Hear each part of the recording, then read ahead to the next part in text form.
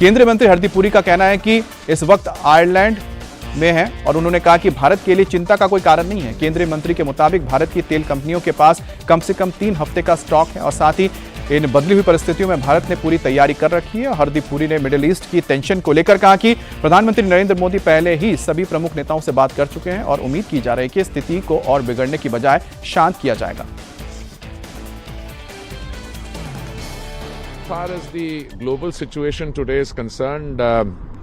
जहां तक वैश्विक स्थिति का सवाल है, मध्य पूर्व में तनाव बढ़ना पूरी तरह से अप्रत्याशित नहीं था। हमें इसका पहले से अनुमान था।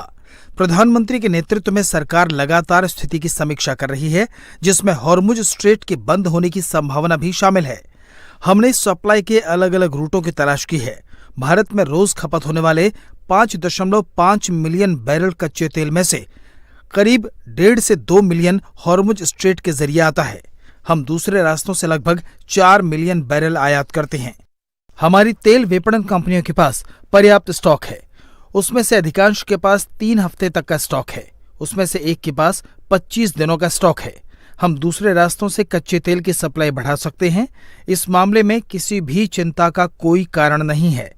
हम सामने वाली स्थिति पर नजर रखेंगे और प्रधानमंत्री पहले ही सभी प्रमुख नेताओं से बात कर चुके हैं। उन्होंने ईरान के राष्ट्रपति से तनाव कम करने के लिए लंबी बातचीत की है। ये हमारी उम्मीद है और हम सभी अपेक्षा करते हैं कि स्थिति और अधिक बिगड़ने के बजाय शांत हो जाएगी और तनाव कम हो जाएगा।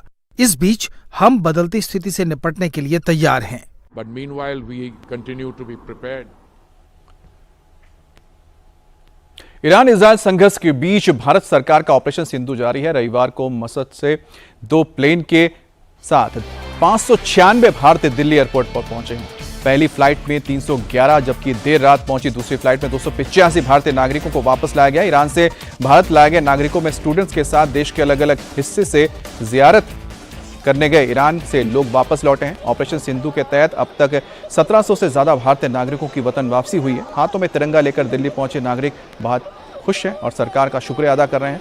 हिंदुस्तान जिंदाबाद के नारे लगाए गए हैं तो अपनों से मिलकर ईरान से लौटे भारतीयों के आंसू छलक उठे।